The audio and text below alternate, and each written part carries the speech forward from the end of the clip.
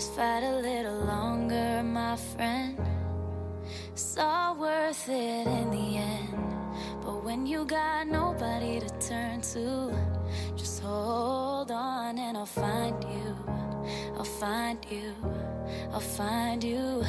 Just hold on and I'll find you. I'll find you. I'll find you. Just hold on and I'll find you. I'll find you. I'll find you.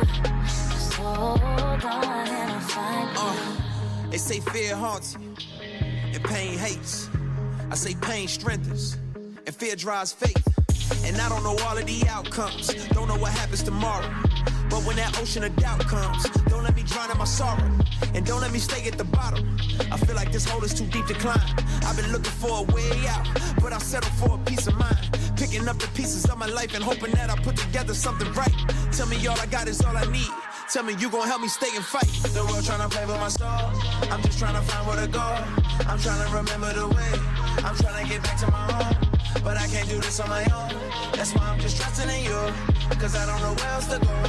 And I don't know what else to do. No, don't let the fear make you feel like you can't fight this on your own. You know I'll be there for you no matter where you go. You'll never be alone. No, just fight a little longer, my friend. It's all worth it in the end. But when you got nobody to turn to, just hold on and I'll find you. Just fight a little longer, my friend. It's all worth it in the end. But when you got nobody to turn to, just hold on and I'll find you. I'll find you. I'll find you.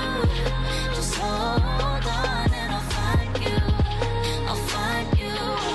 I'll find you. Just hold on and I'll find you.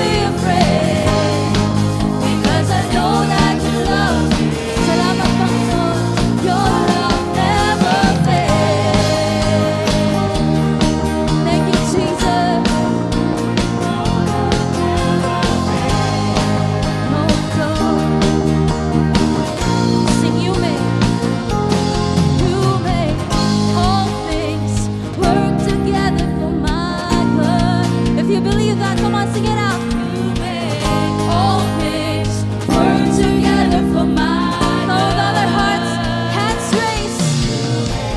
All things work together for my good. You make all things work together for my good. You make all things work together for my good. No, you never fail me. All things work together for my good. No, you never fail me. You stay the same through the ages. Thank you, God. Your love never changes. There may be pain in the night, but joy comes in the morning. Come on, if you're thankful. And when the oceans rage, I don't have to be afraid, because I know that you love me. So you say you stay. You stay the same through the ages. Thank you for your faithfulness. Your love never changes. There may be pain in the night, but joy comes in the morning. And when the oceans rage, I don't have to be afraid, because I know that you love me. Your love never fails. Thank you, God.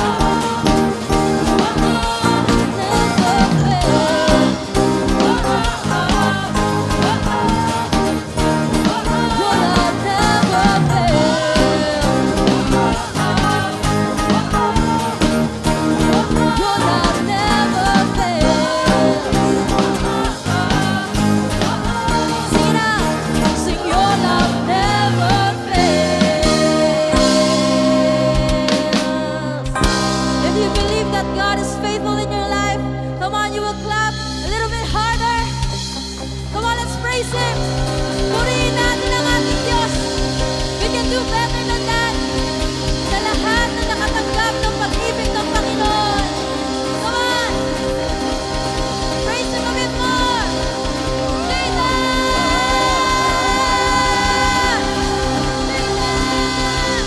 Let's give it up for Jesus. Hallelujah. Purihin ka, Panginoon. We worship you, Lord. Thank you, Lord, for your love. It never ever fails me, oh God. Thank you for your faithfulness. Thank you, Lord, that you always stay the same. You know, church, the next worship song that we'll be singing together today, it's inspired from Romans 8. And Romans 8 tells us that nothing can separate us from the love of God. Sino po dito pwede mag-testify na kahit sa dami ng pinagdaanan mo, sa dami ng mga nagawa mo this week, failures, no, pagod, and even victories, ramdam mo pa rin ang pag-ibig ng Panginoon. Amen?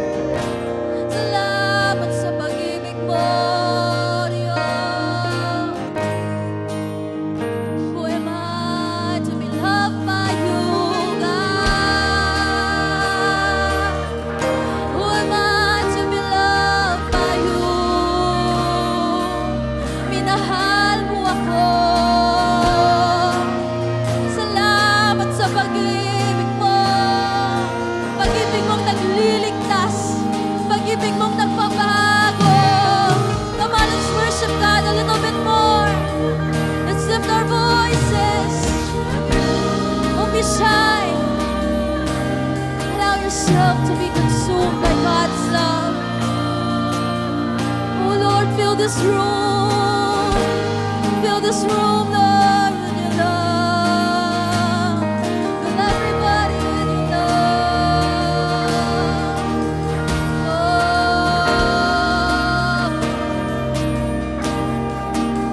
Lord, may you go through, oh Diyos, sa lahat ng napapagod, sa lahat ng nakakaramdam ng lungkot, Panginoon. May you go through inside their hearts, oh God. Just fill them with your love and your comfort and your embrace, oh Lord. This is why we are here today. Lord, we want to be consumed by you. We want to be consumed by your love. Oh, Dios, love. Thank you for your love. You love us, Lord. It's faithful. It's never ending. Thank you, Jesus. Thank you for your love. Once again. Oh, how He loves us so.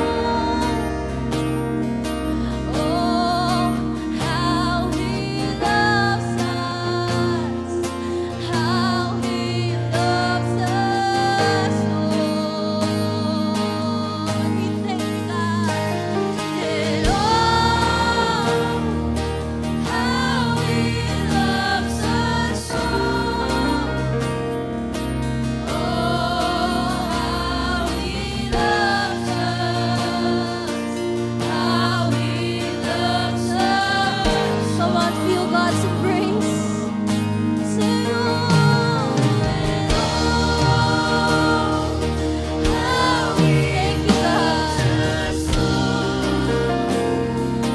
Oh, how He loves us. How He loves us. And oh, and oh, and oh, how He loves us so. Oh, how He loves us. How He loves us so. Sing, He loves us. Yes, He loves us. Oh, how He loves us. Oh, how He loves us. Oh, how He loves. Yes, He loves. He loves us. Oh, how He loves us. Oh, how He loves us. Oh, how He loves.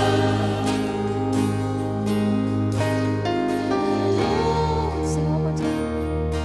How He loves us so. Oh, how He loves. Lift your voice. How He loves. If you are aware of God's love, come on, you will lift your voice. You will sing this song. How He loves us so. Oh, how He loves us. How He loves us. For the last time, can we sing it one more time? Sing on and on. How He loves us so. Oh, how He loves us. How He loves us so. Thank you for your love,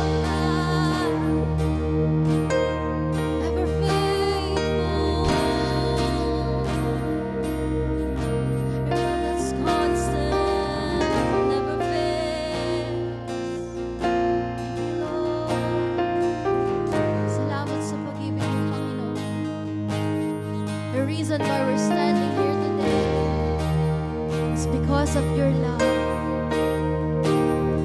Lord, we acknowledge you in this room. And Lord, we just receive it all the more. Natanggap po namin yung yakap mo, yung comfort mo, and your peace, God. Just allow ourselves to be consumed by your love today. And Lord, we worship you, and we honor your name, and we give you all the praises and glory you deserve in Jesus' name. Come on, everybody say, Amen. Come on, give Him praise. Purihin natin ang Panginoon.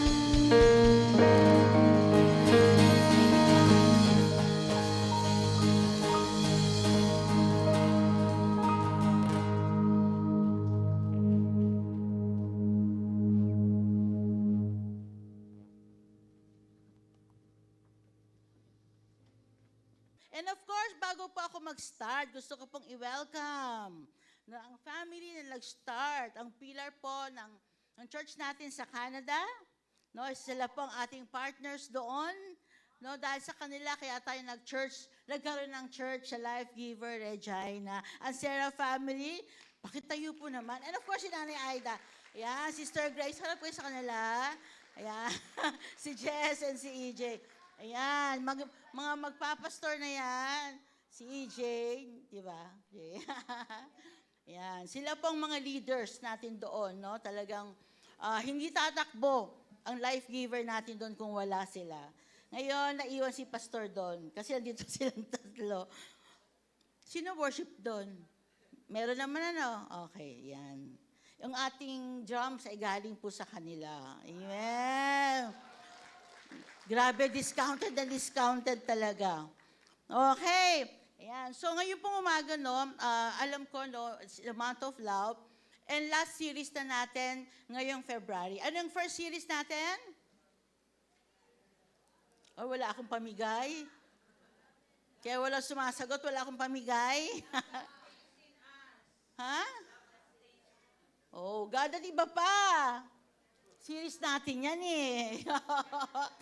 Series natin yan sa Kamyas. Okay. So, God at iba ba? Pangalawa? Olo, iyak ako. Ako nag-preach niyan. God at... God. Okay, pangatlo po.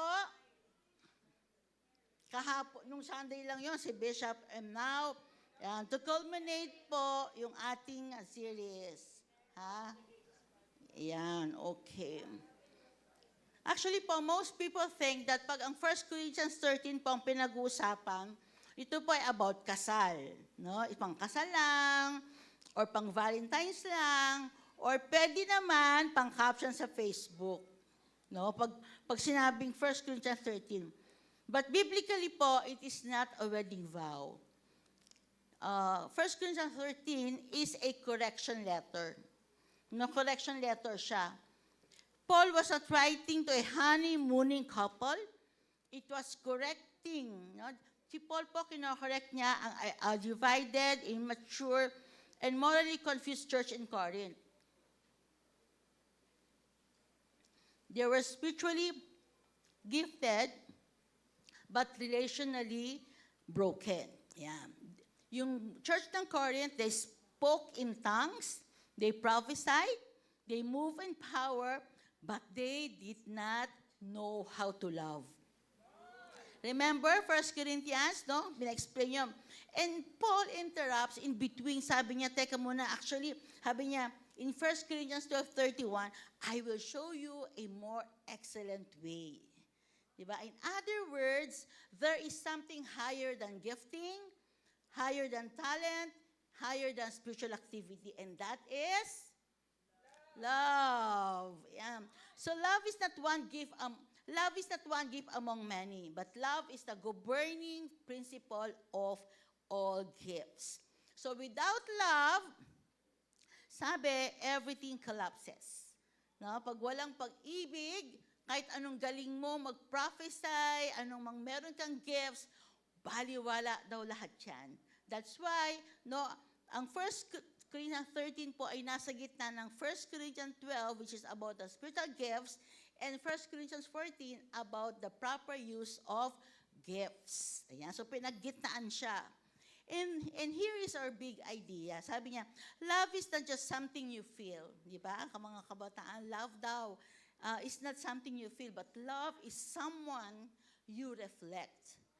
When you choose agape, you are choosing to look like God. So pag love pala, we're talking about God. Amen? And ang word natin ngayon, again, ay isa-summarize niya yung series nating tatlo. No? And ito po yung last part, this is the last Sunday of the month. Ito pang pag-uusapan natin. So I may read 1 Corinthians 13, chapter 13, verses 4 to 13. Ba't ako nabubulok? Kinakabahan ako eh. Kasi nandyan sila eh, na ganun eh, no? Oh, love is patient, verse 4. Love is kind. It does not envy. It does not boast. It is not proud. It does not dishonor others. It is not self-seeking. It is not easily angered. It keeps no record of wrongs. Love does not delight in evil, but rejoices with the truth. 7, it always protects, always trusts, always hopes, always perseveres. 8, love never fails. And 13, and now this is 3 remain, faith, hope, and love. But the greatest of these is love. So what kind of love? So what kind of love? May tumatawag sa akin, mamaya na. What kind of love? Mamaya na, sabi na. Teka muna, nawawala yung script ko. Pakisagot mo nga yung phone, sabi mo kay Dad, mamaya na tumawag.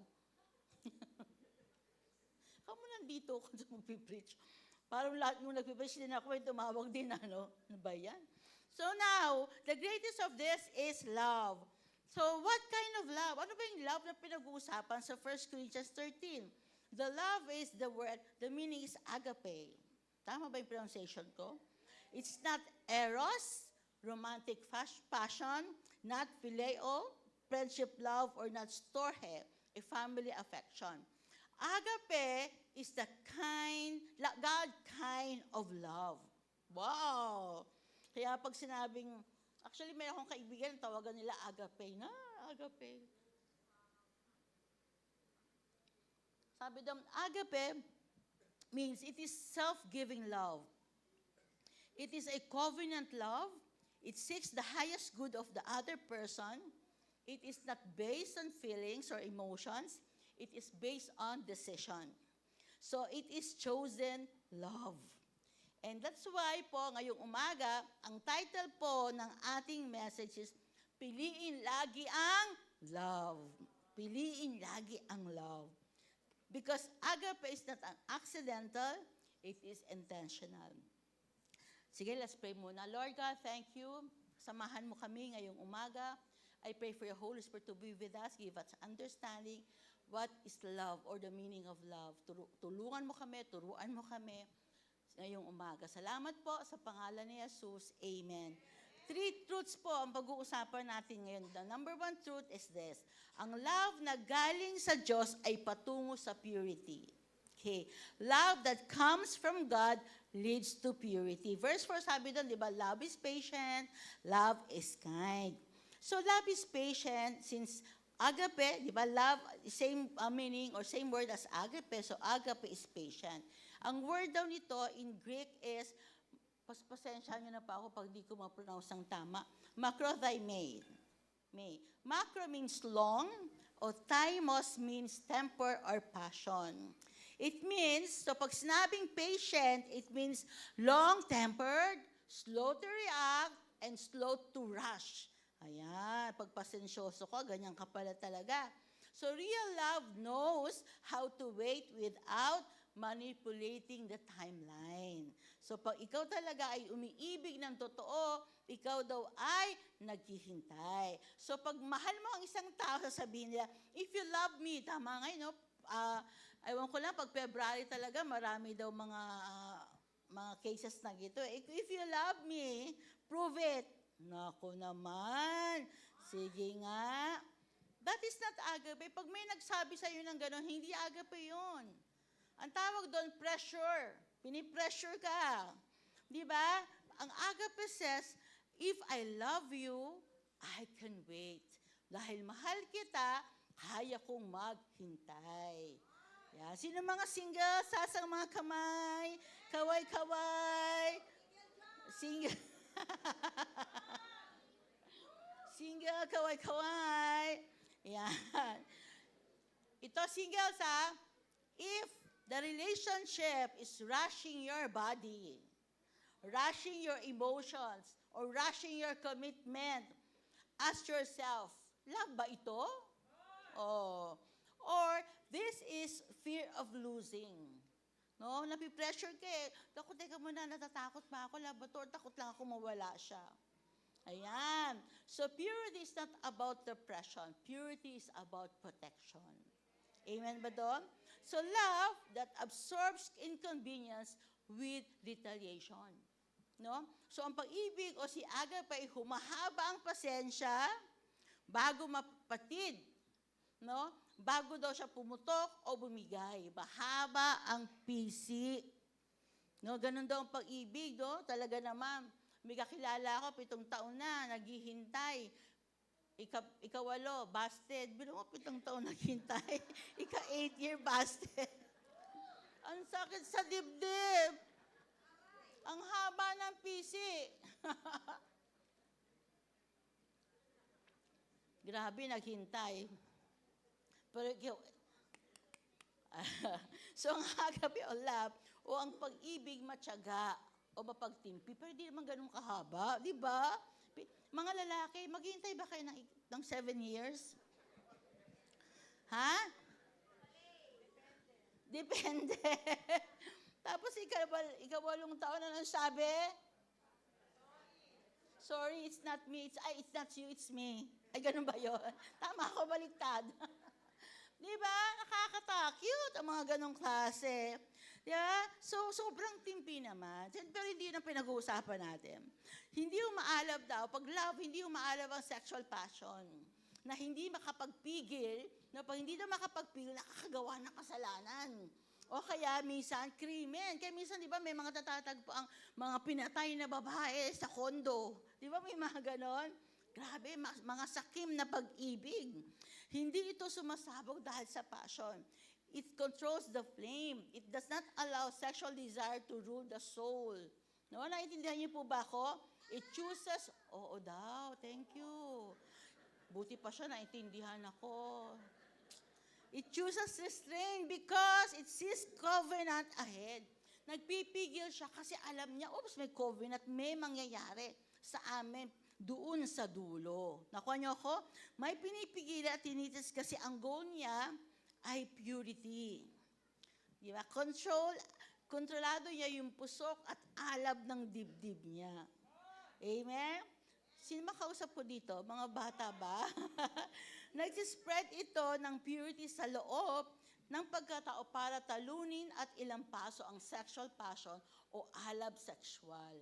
So it means the purity is not the direction, it is not love. Kung hindi daw purity ang papunta ang love, hindi daw love yun. It is desire wearing the costume of love. Kunyari lang nagmamahal, pero ang gusto lang, di ba? Makuha.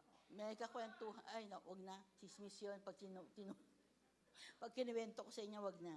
So, the verse says, love is kind. Sabi doon kanina, again, love is kind. So, ang Greek word is kresthetai. It means actively beneficial or gentle in action. Also, kindness also means protect someone's future self. No? So, love daw is kind. So, pag kind daw yon, pinoprotektahan mo daw yung sarili, yung future nung kasama mo. Tama ba sa Tagalog? So, kindness says, I will not create regret in your story. No, love is not an intense chemistry. Ganon sa mga Gen Z ngayon, no? Nako, ano tayo, swak tayo sa isa't isa, love tayo. Nako, hindi daw yun. No, hindi daw intense chemistry ang kailangan. It is a controlled character. Kailangan maayos ang character bago ako'y maging okay. So sa atin naman sa mga millennials, ay hindi pala ako millennials, kayo lang pala ang millennials. Love is not just an emotional compatibility. Pero love is not just emotional compatibility, but it is emotional responsibility. Di ba? Hindi lang tayo compatible, tayo na hindi yon. Kailan you know or you are responsible to handle your emotions. Sa atin, no, mga kasing age ko, patience is not weakness. It is a controlled strength. If love comes from God, it carries self-control. Amen? Yun daw ang kain. Kaya grabe ang rebuke niya ni Paul eh. So sa atin, dinidefine natin yung love. Pero kay Paul, sa mga nakikinig sa kanya, ito ang sinasabi niya, ito yung rebuke niya. Nakuha niyo po ako? Ha? So agape dito, again, is babait. O kung Tagalog, love is kind. It is also actively benevolent. So it's love, sa pag-ibig, it chooses, makinig to do good to someone. At hindi nananamantala at nag-a-abuse. Wow. Sa love na it chooses gentleness over harassment. No? It is kind and move towards goodness. Kaya yung patience, tsaka yung kindness, no, pag pinagsama yun, room for moral impurity. Bakit? Kasi malinis na love sa isip, sa salita, at sa gawa. Ayan. So, ang tunay na love ay malinis, napakalinis. Amen? So, pag tumingin ka sa isang babae, kahit nagagandahan ka, sabi sa Bible, huwag ka na mag-second look. Di ba? Kasi iba na yun, pag mangalawang tingin ka pa, iba na yun. Kaya kailangan daw, purity or meron kang kalinisan sa pagtingin sa bawat ka-opposite natin. Amen ba yun? Nakuha niyo po ako? Love that comes from God leads sa purity. Ang love na galing sa Diyos, tinagalog ko lang, ay patungo sa purity. At kung hindi purity ang goal mo, hindi ito love. Amen? Amen. Nagkakaintindihan ba tayo? Sabi mo sa katabi mo, okay ka pa ba?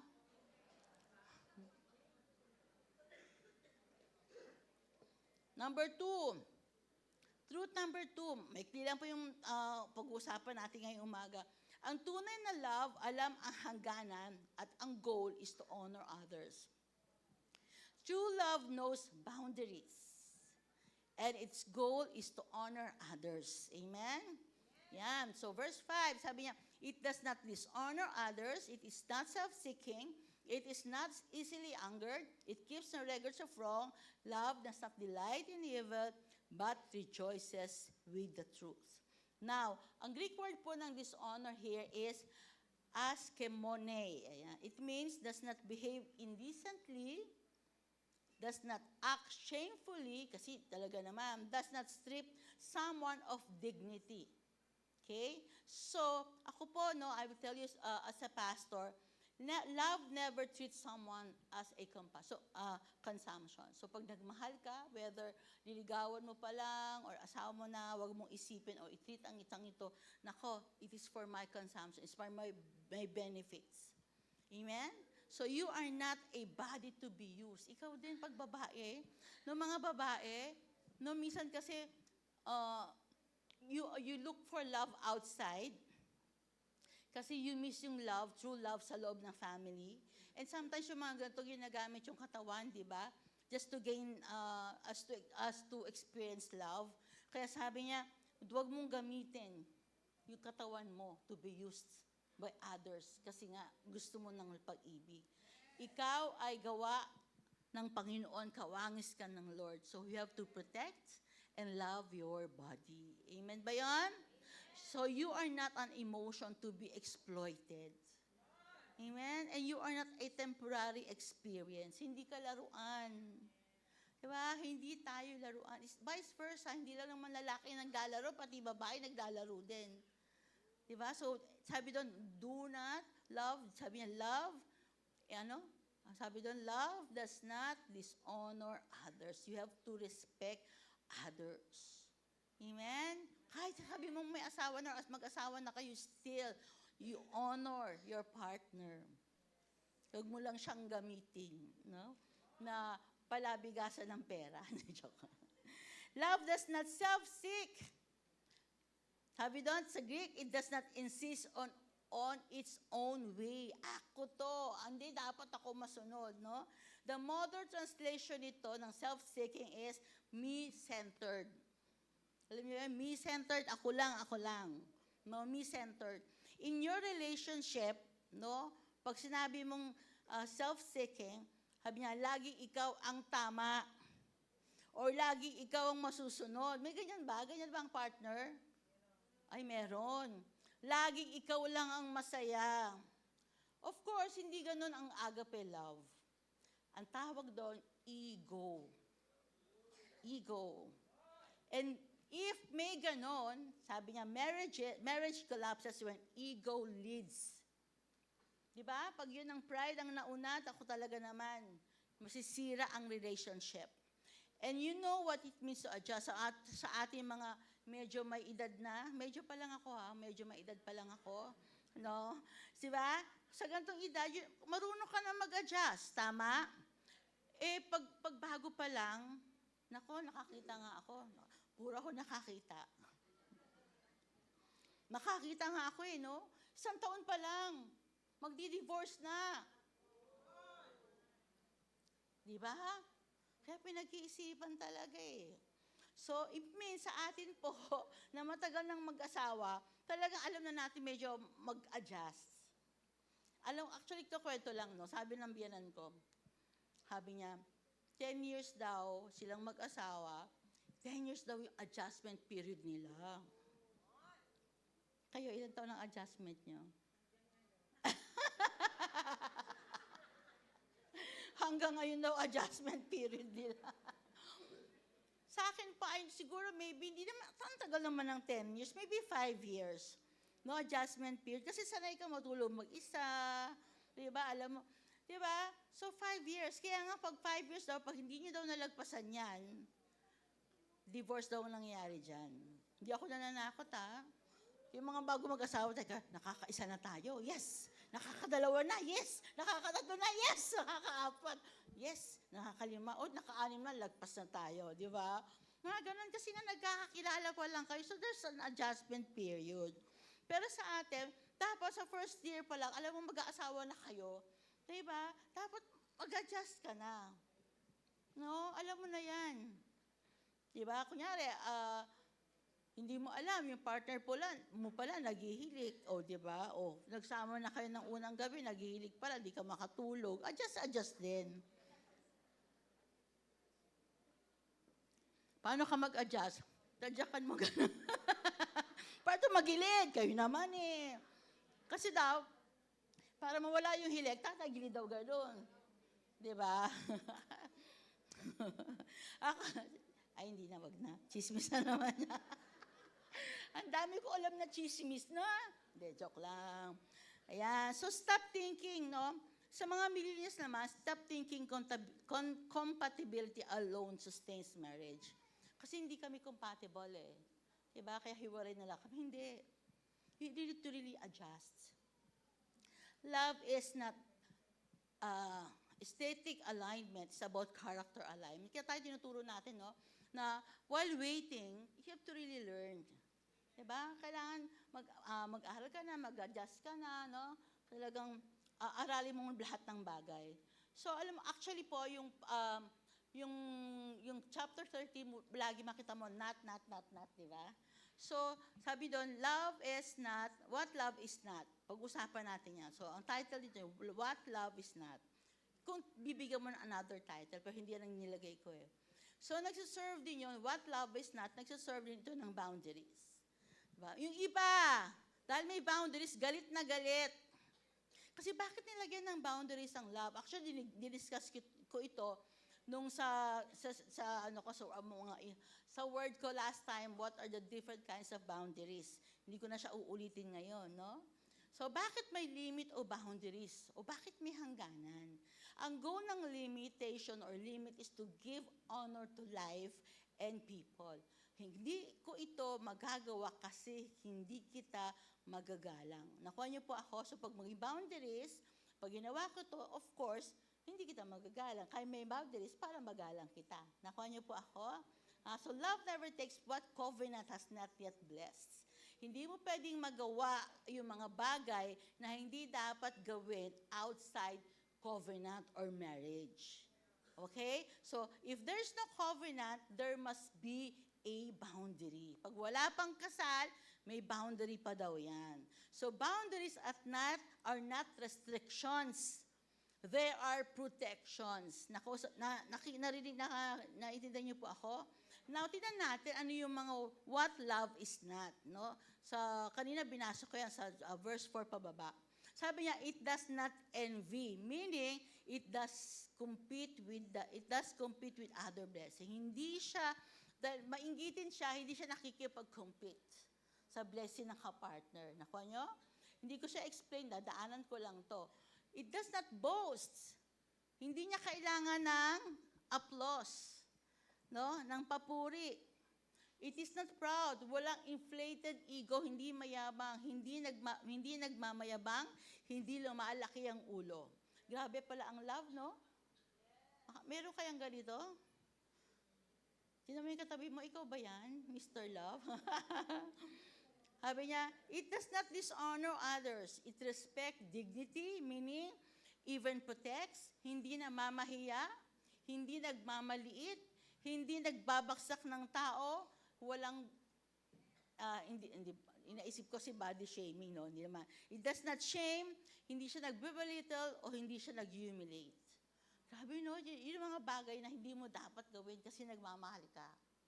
Amen? Kaya kahit sabi mong babae ka, mas malakas kung kumita sa lalaki, naku, wag mo daw mamalitin yung lalaki. No? Kasi ganun talaga is partnership. Amen?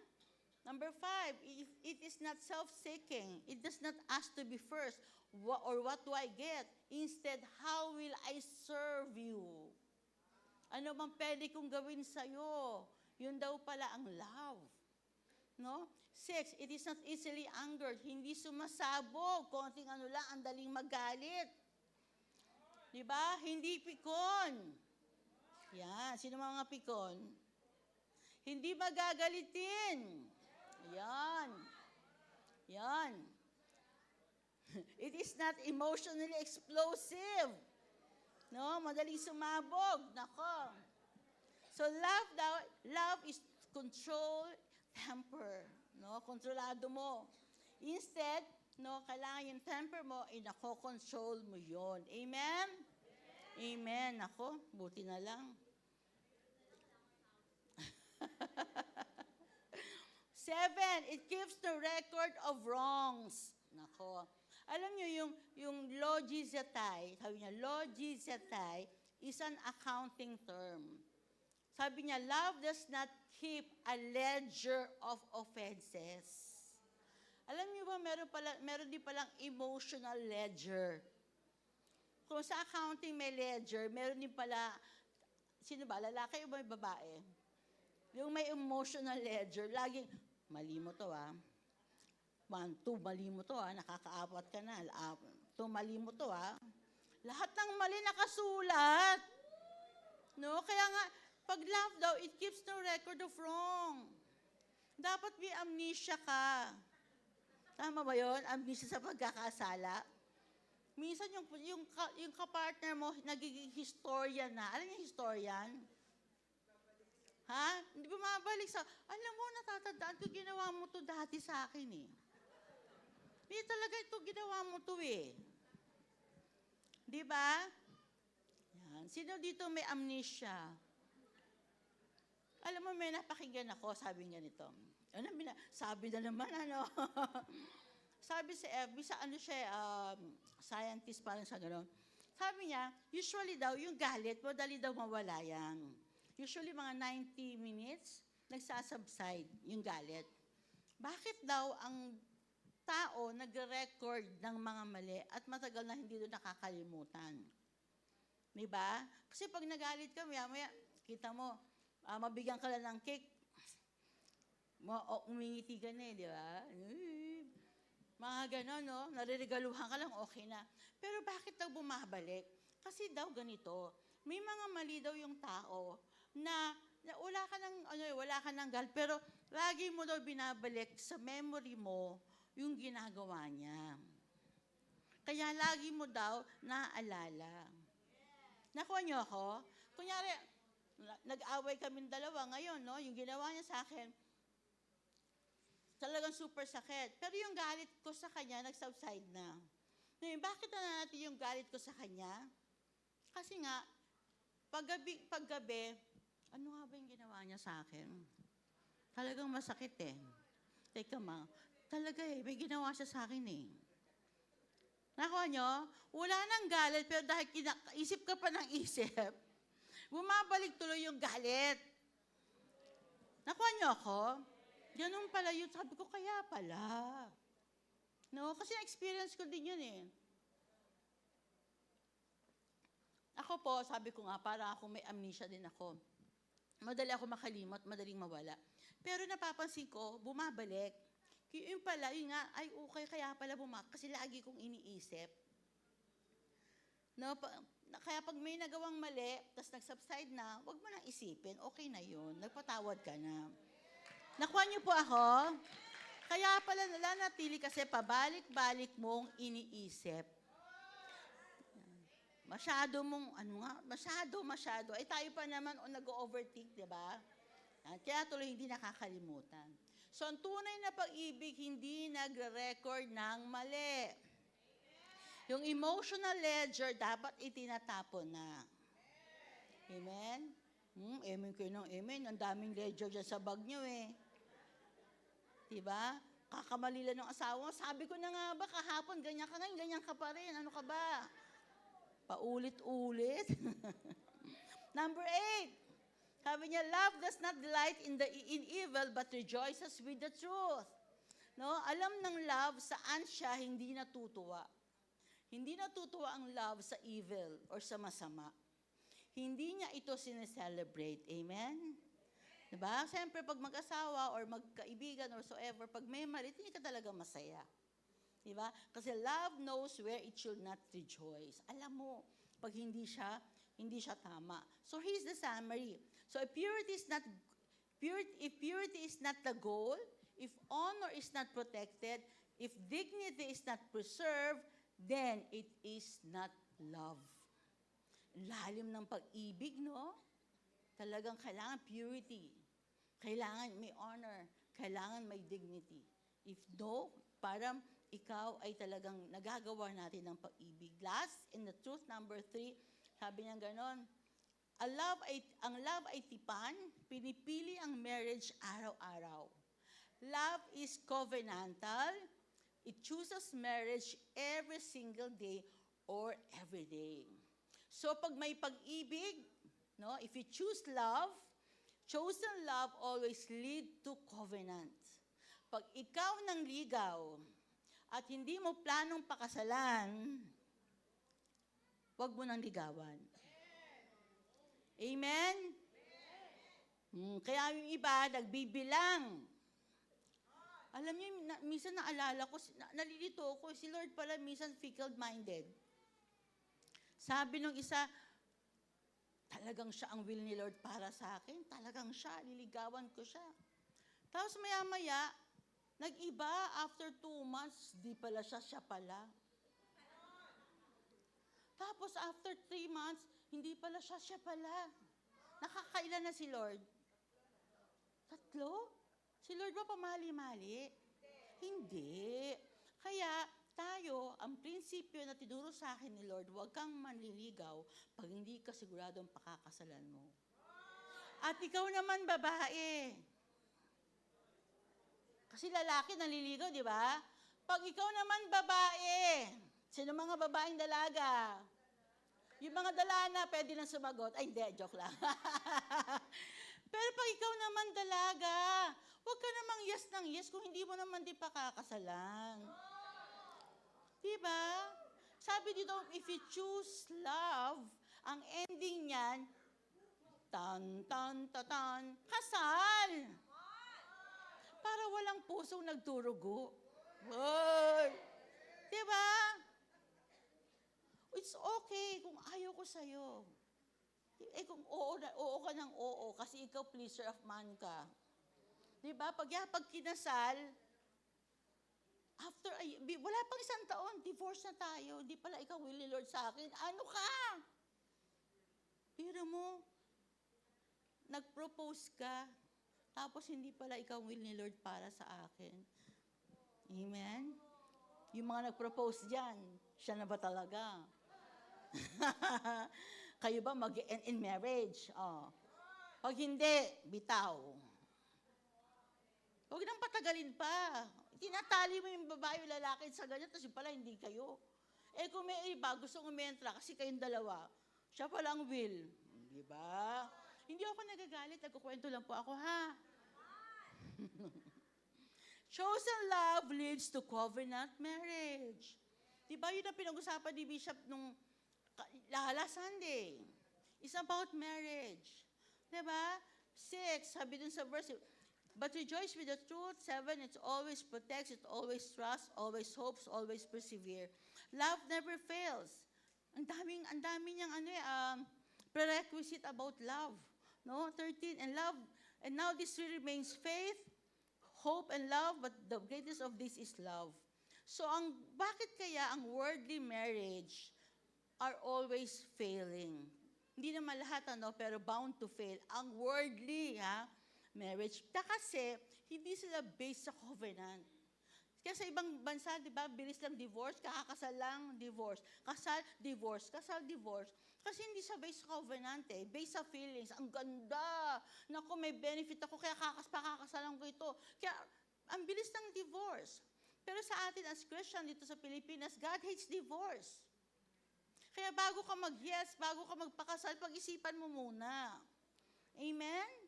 Amen? Kaya pasensya na po kayo sa life giver, medyo mahigpit tayo. Pag hindi ka pa tapos mag-college, mag-aral, bawal ka mag-boyfriend o mag-girlfriend.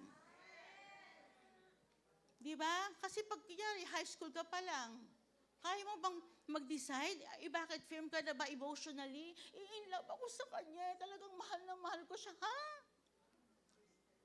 Naalala ko si Bishop, nung si Faithy may naliligaw Sabi ni Bishop sa kanya, sige, ligawan mo yung anak ko, pero sagot mo ang tuition fee niyan.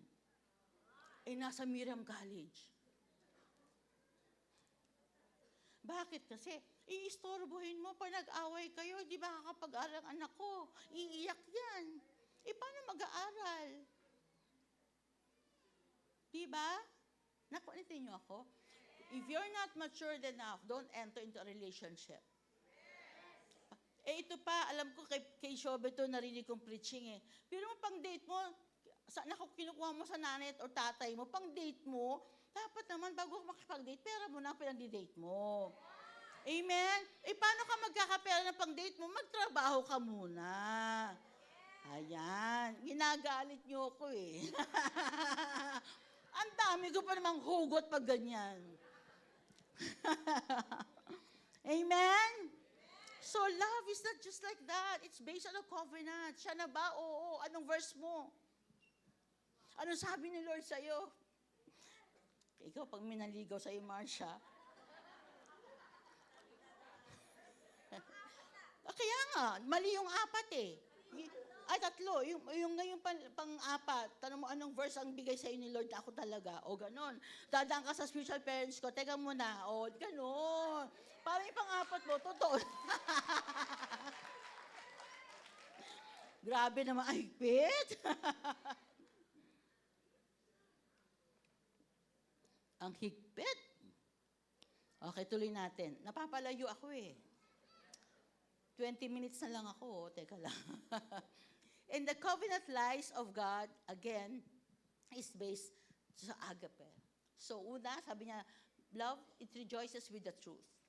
Marriage is truth. Bakit? Sabi nga ni Bishop last time, marriage is project ng Diyos. Diba? Ang marriage ay gawa ng Diyos. Kaya yung love ni Lord, rejoices in our marriage. Pag kinasal ang dalawang tao na talagang kaloob ng Diyos, grabe, ang buong sanlangitan ay nagre-rejoice. Amen? Grabe na pati yung mga anghel kumakanta sa langit. Naku, yung mga anak niya. Diba? Pero habang ang mundo sinisira daw ang marriage, ang Diyos ay nalulungkot. So, hindi lang ang marriage ang truth, kundi lahat ng truth gaya sa Bible. Ako pa pag may nagpapa-counsel sa akin, ito. Tika, ano ba sabi ng Bible? Sometimes what the Bible says really hurts. Pero yun ang truth eh.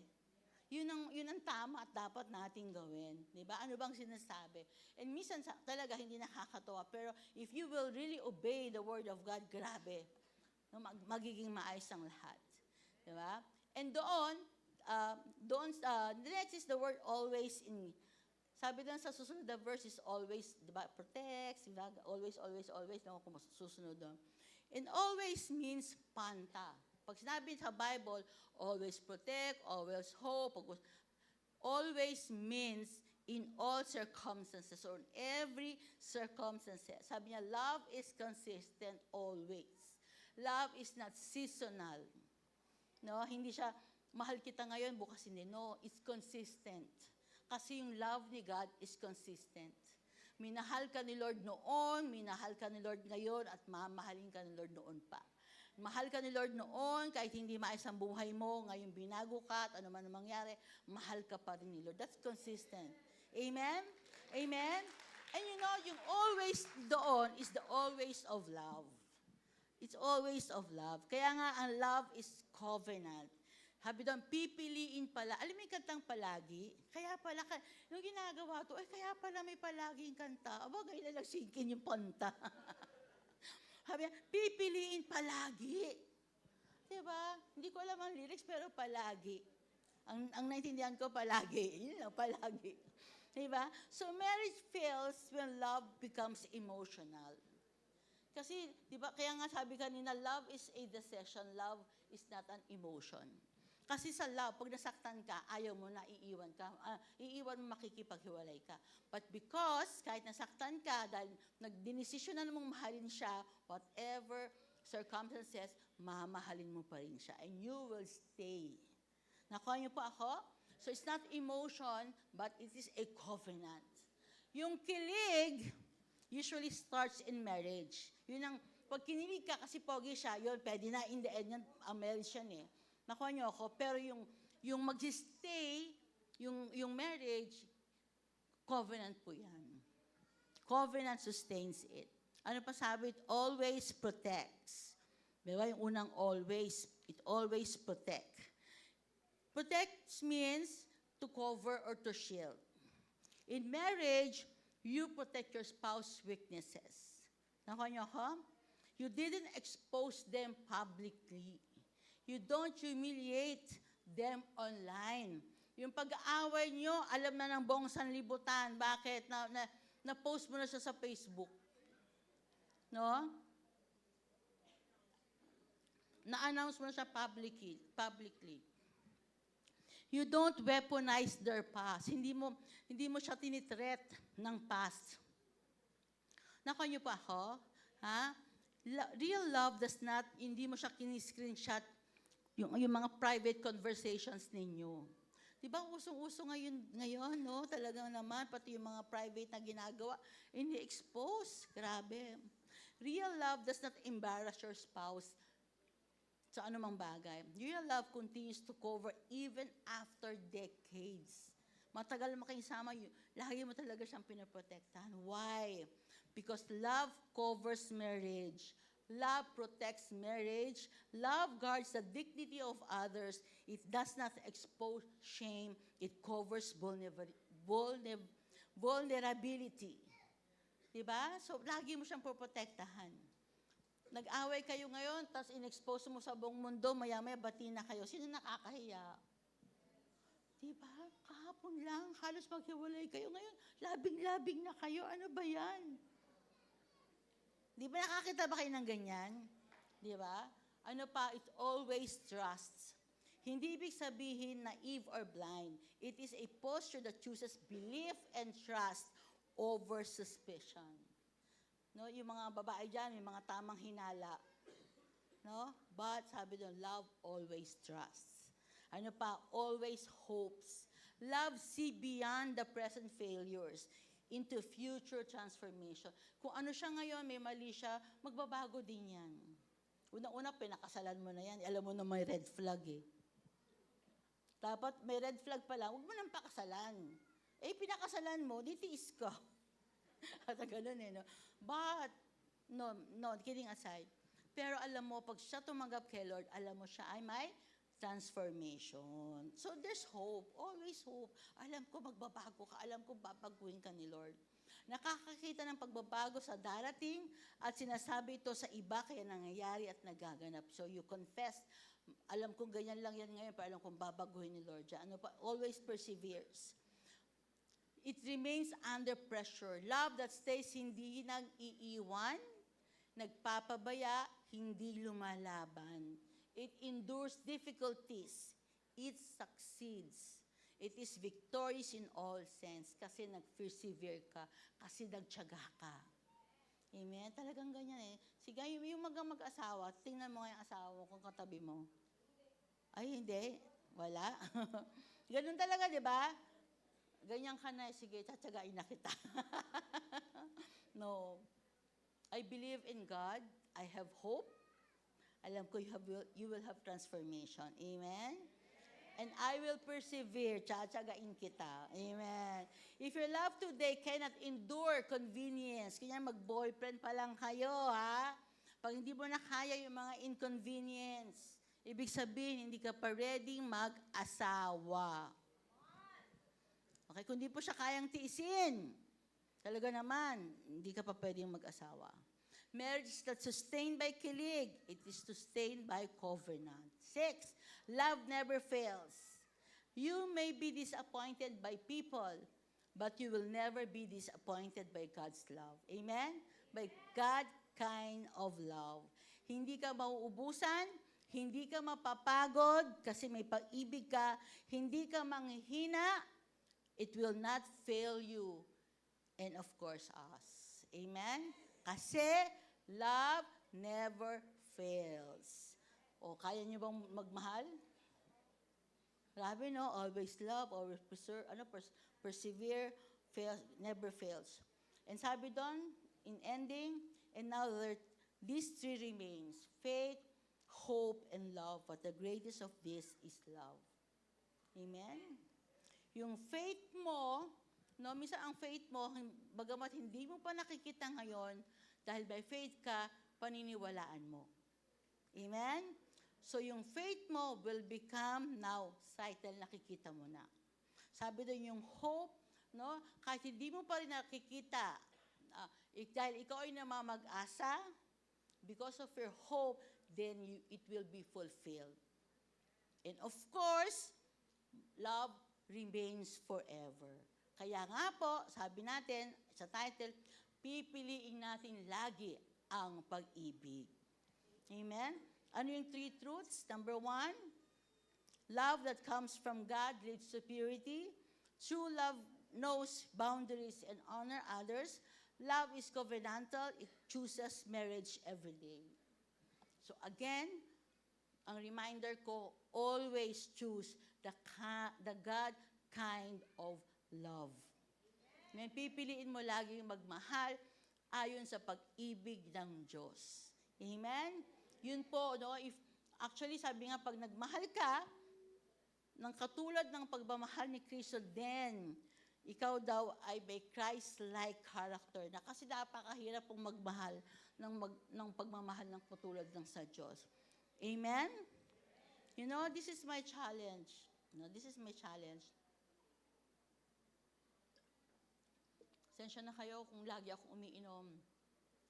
Kasi yung aking, tawag dyan, lagi nanunuyo. Pag hindi ako uminom, ayaw maghiwalay. Gaganon lang ako. So, ako inom. You know, this is my challenge, no, church. Hindi mo pwedeng sabihin, I want a godly marriage. Makinig po. No? You cannot say, I want a godly marriage. If you refuse to live a godly love. Amen? So, walang godly marriage kung walang godly love. You also cannot say, I am waiting for a right person. Hinaghihintay ako sa tamang tao. Kung nag-entertain ka, ng maling behavior. Or pwede kong sabihin, you're waiting for the right person, tapos ikaw pala is not the right person too. Kasi hindi mo inayos ang buhay mo. Amen? Imbis na ma-influence mo siya into good thing, dahil hindi mo inayos ang buhay mo, baka pareho kayong mapariwara. Naintindihan niyo po ako? The future of your marriage is being built with the love you are practicing right now. No? Yung future ng marriage nyo ay depende sa ginagawa mo ngayon. Diba? Kanya, ay, magbabago ako ba nag-asawa ako? Eh, hindi ka pa nga nagbabago ngayon eh. How much more ka magbabago kung mag-asawa na kayo? Nakuha nyo? Ay, magsiserve ako ba nagpakasal na kami? Eh, ngayon nga hindi ka nagsiserve eh. Paano kayo magsiserve pareho pagkasal na kayo? Amen? If you want something in your future marriage, do it now. Kasi makakasanayan mo na yan. Nakuha niyo po ako? So huwag mo sabihin sa mga anak mo, halika anak, dito lang tayo. If you want your daughter in the future na magsimba, ikaw nga hindi ka nagsisimba eh. Kung anong gusto mong maging ang pamilya mo, dapat ginagawa mo yan ngayon. Amen? Nakuha niyo, if you want your family, yung anak mo na nagbabasa ng Bible, dapat ngayon pala nagbabasa ka na ng Bible. Kasi, ang mahirap, no, pag hindi naglilingkod yung isa, maglilingkod ako pag okay na kami. Hindi mo madadala yan pag nag-asawa na kayo. Mahihirapan kayo. Nakuha niyo ako? So, ngayon pa lang, gawin niyo na yung gusto niyo gawin in the future. You are choosing something daily. Pinipili mo yan araw-araw. Anong pipiliin mo? Purity or compromise? Purity or compromise? Anong pipiliin mo? Honor or selfishness? Anong pipiliin mo? Covenant or convenience? Naiintindihan niyo po ba ako? So, anong klaseng love ang pipiliin mo? You know, the greatest of all is love. And sabi nga doon sa unang topic natin, kaya kaya mong magmahal kasi una kang minahal ng Diyos. Diba? At ang klase ng pagmamahal na gagawin mo, ay ang pagmamahal ng Diyos mo sa'yo. Nakuha niyo po ako? Amen? Amen? Sige. Sige, pikit po kayo. So just close your eyes. Just close your eyes. Anong pipiliin mo? So, walang movement. This time, this is between you and God. Hindi tayo nagmamadali. I still have 10 minutes.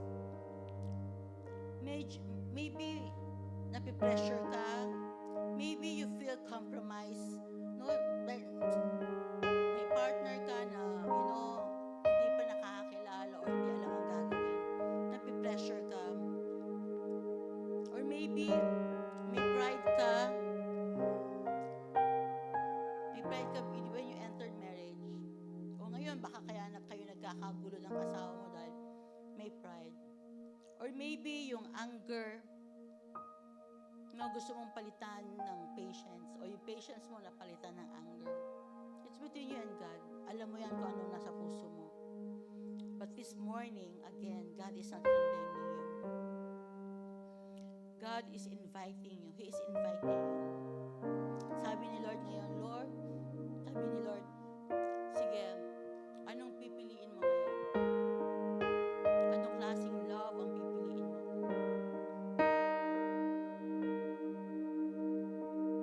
Pwede mo sabihin, sige, Lord, I want to choose your kind of love.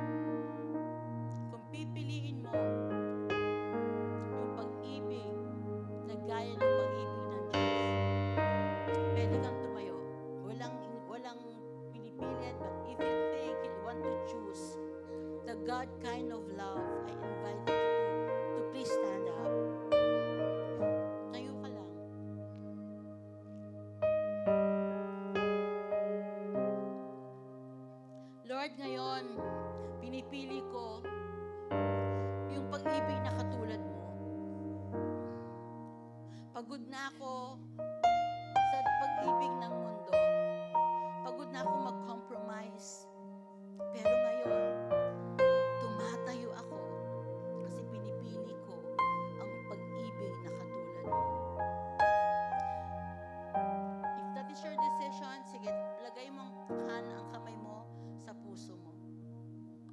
put your hand over your heart and let's pray. Lord Jesus, forgive me for every version of love. Iba't ibang klaseng pag-ibig ang ginagawa ko. Hinahanap ko ang pag-ibig sa tao. Hinahanap ko ang pag-ibig sa pera. Hinahanap ko ang pag-ibig sa anumang sitwasyon. Forgive me na hindi kita minsan napipili. Forgive me for rushing. Hindi po ako naghihintay. Hindi ako na marunong magtanong. But this time, teach me to love like you. Lord, give me patience. Give me a covenant strength from this day forward. Lord, I choose love. I choose purity. I choose honor. And I choose covenant. In Jesus' name. Amen and amen. Ako, pag sumabay ka sa prayer ko, I pray, no, mangyari sa ating lahat siya. Amen? Sige, gusto ko makita yung mga kamay ng mga single. Yan, single. Single, leave your nangangampanya ka. You know, mga single, the greatest gift, no, singles, the greatest gift, makinig kayo, the greatest gift that you can give their future spouse is your obedience. Amen? Pagsunod, pagpigil. No, sunod lang sa Diyos. And I believe, pagpapalain kayo ng Panginoon. Amen? So I want to pray for you, mga single. Lord, yung aming mga single, pag mo hayaan na i-trade nila yung desire over their destiny. Make them whole before you. Hayaan mong ayusin mo muna sila so they can be a better one for their better half. We bless them in Jesus' name. And I declare for the singles, you will not marry out of fear. You will marry from wholeness. Amen? Talagang galing sa Diyos. Now, para sa mga mag-asawa, kasi mga lalayo nyo eh. Para sa mag-asawa, hold hands. Sige na lang, imagine na lang. Pag wala. No? Kayo may asawa, pwede mong sabihin, partner or spouse, I choose you again. I choose you again. Parang labas sa tayo, ano naman? Ano ba yan? Kailangan, gusto mo bilhin, no? Malayo sa asawa. Ano ba yan? Sabi sa asawa mo, I choose you again. Not because you are perfect, but because covenant is bigger than convenience. Sabihin mo, I will protect you. I will honor you. I will fight for us. Sa couples, I declare, what God has joined, culture will not divide you. Amen? Amen. So for my final declaration, you don't fall into love, you fall into lust. Love is chosen, and from this day forward, you will choose love. Amen? Choose love every day, every season, every covenant. In Jesus' name, amen and amen. Magmahalan tayo lahat. Amen? Oo, tama yung magyakapan yung mga mag-aasawa. Yung wala sarili dala. God bless you all. Bakit ba? Ayan, taas po natin ating mga kamay. May the Lord richly bless you and your children. May He keep you from falling and make you stand unblemished. May His grace work in you. May His face shine on you. May His abundance flow throughout your lifetime. With enjoyment, good health, soul prosper. May you have life to the fullest. Receive this from Jesus Christ. With the fellowship and